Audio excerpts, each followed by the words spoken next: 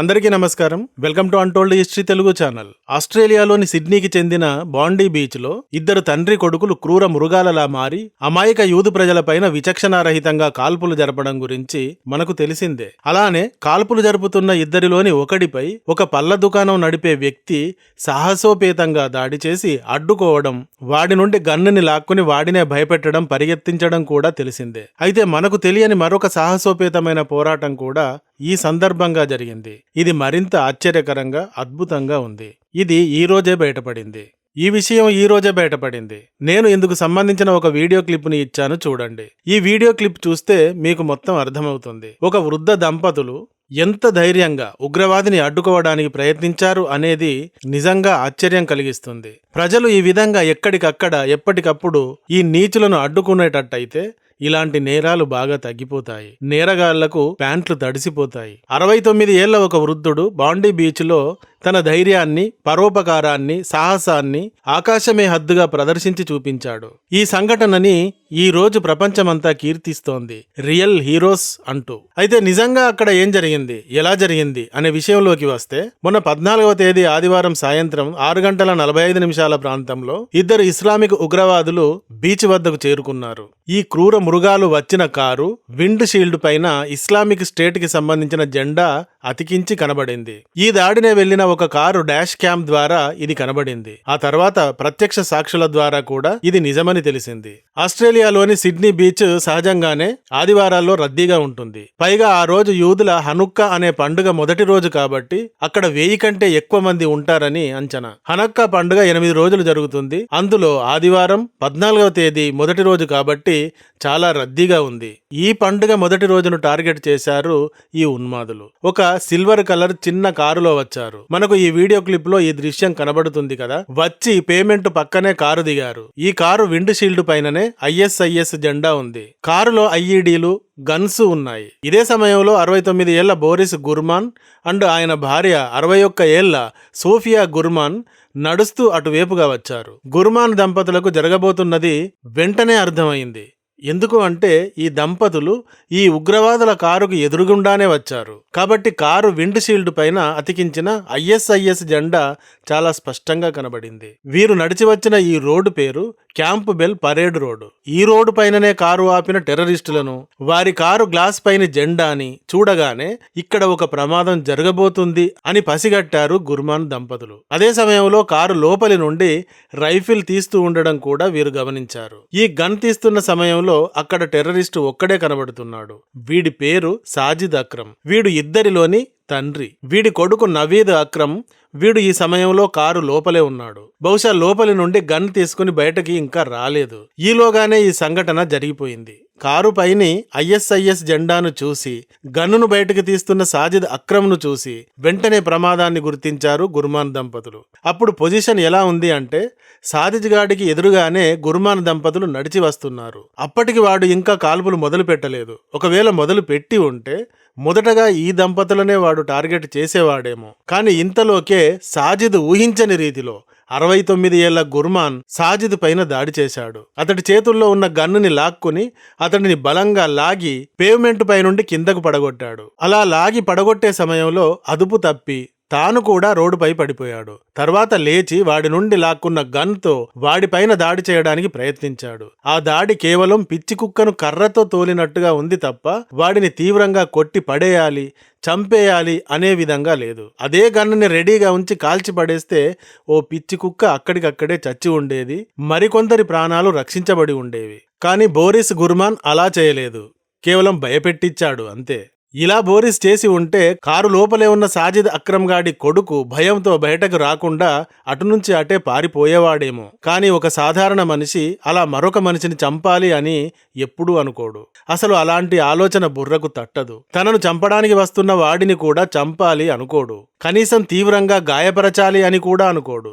ఆ సమయంలో కూడా సామాజిక కట్టుబాట్లు, చట్టం, నేరం, శిక్ష అన్నీ గుర్తుకు వస్తాయి. క్రిమినల్ లాగా ఆలోచించలేకపోతాడు. ఇక్కడ కూడా అదే జరిగింది.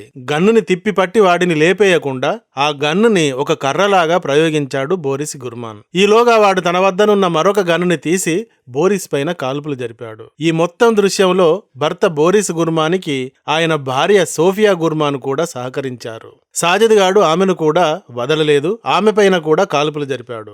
దాంతో ఆ సాహస దంపతులు అక్కడికక్కడే మరణించారు. అక్కడి నుండి ముందుకు వెళ్లిన ఒక కారు డాష్ క్యామ్ ఫుటేజీ ద్వారా బయటకు వచ్చింది. బోరిస్ అండ్ సోఫియా, వీరి చేతుల్లో గన్స్ లేవు, బాంబులు లేవు, కానీ వీరి గుండెల్లో భయం లేదు. ఖాళీ చేతులతోనే ఆ వృద్ధుడు ఆ ఉగ్రవాది చేతుల్లోని ఆయుధాలను లాక్కుని వాడిని కింద పడదోయగలిగాడు. పిరికి కుక్కల్లా చాటు నుండి ఆయుధాలు లేని అమాయకులపైన దాడి చేయడం కాదు వీరత్వం అంటే. ఆయుధాలతో భయపెడుతున్న ఉగ్రవాది పైననే ఖాళీ చేతులతో విరుచుకుపడిన గుర్మాన్ దంపతులది వీరత్వం అని అంతా కూడా వారికి నివాళులు అర్పిస్తున్నారు, మనతో సహా. బోరిస్ గుర్మాన్ ఒక రిటైర్డ్ మెకానిక్. ఆయన భార్య సోఫియా గుర్మాన్ ఆస్ట్రేలియా పోస్ట్ లో పనిచేసేవారు. వీరు రష్యన్ జూయిష్ మూలానికి చెందినవారు. ఈ బాండీ బీచ్ కి చెందిన స్థానికులు వీరు. వీరి వివాహం జరిగి 34 ఏళ్లు అవుతోంది. డిసెంబర్ 17వ తేదీ అంటే ఈ రోజే వీరిది 35వ వెడ్డింగ్ యానివర్సరీ. కానీ 35వ వెడ్డింగ్ యానివర్సరీకి 3 రోజుల ముందుగానే విషాదకరంగా వీరిద్దరూ కలిసి శాశ్వతంగా వెళ్లిపోయారు. ఈ రోజే సోఫియా గుర్మాన్ 62వ జన్మదినం కూడా. వీరికి వీరి కమ్యూనిటీలో దయాగుణం కలవారు, సహాయం చేసే స్వభావం కలవారు అన్న పేరు ఉంది. చివరికి ఈ గుణాన్ని వెలిగిస్తూనే వారు తమ అంతిమ యాత్రను ప్రారంభించారు. ఈ సంఘటన జరిగిన తర్వాత అక్కడి నుండి జనం భయపడి చాలా మంది వెళ్లిపోయారు. లేదంటే ఈ ఉగ్రవాద కుక్కల వేటుకు మరింత మంది ఎక్కువగా బలయ్యేవారు. అలా చాలా మందిని వీరు కాపాడిన వారయ్యారు. తర్వాత కారు లోపలి నుండి గన్స్ తో నవీద్ అక్రమ్ కూడా బయటకు వచ్చి తండ్రి సాజిద్ తో కలిసి అక్కడికి కొద్ది దూరంలో ఉన్న బ్రిడ్జ్ పైకి వెళ్లారు. అక్కడి ప్రాంతం అంతటిలో ఆ బ్రిడ్జే ఎత్తైన ప్రాంతం కాబట్టి అక్కడకు వెళ్లి కాల్పులు జరిపారు. అయితే ఈ ఉగ్రవాద తండ్రి కొడుకులపై అహ్మద్ అల్ అహ్మద్ అను మరొక సాధారణ పళ్ళ దుకాణం నడుపుకునే వ్యక్తి కూడా ఎదురుదాడి చేశాడు. సాజిద్ అక్రమ్ అండ్ నవీద్ అక్రములు కాల్పులు జరుపుతూ ఉండడం, ప్రజలు చనిపోతూ ఉండడం, రక్తం చిందుతూ ఉండడం చూసి భరించలేకపోయిన అహ్మద్ నా ప్రాణాలు పోయినా పర్వాలేదు అని కార్లను అడ్డుగా పెట్టుకుని దాక్కుంటూ వెళ్లి సాజిద్ అక్రమ్ గన్లో బుల్లెట్స్ లోడ్ చేస్తూ ఉండగా హఠాత్తుగా వాడిపైన దూకి వాడి గన్ లాక్కున్నాడు. వాడిని గన్తో బెదిరిస్తూ చెట్టుకు కొద్దిసేపు అదిమి పెట్టాడు. తర్వాత రెండవ ఉగ్రవాది నవీద్ అహ్మద్ పై కాల్పులు జరపడంతో నవీద్ గాయపడ్డాడు. సాజిద్ అక్కడ నుండి పారిపోయి కొడుకుతో కలిసి బ్రిడ్జి పై నుండి తిరిగి కాల్పులు కొనసాగించాడు. అహ్మద్కు భుజం పైన, చేతి పైన 4-5 బుల్లెట్ గాయాలు అయ్యాయి. హాస్పిటల్లో ప్రస్తుతం కోలుకుంటున్నాడు.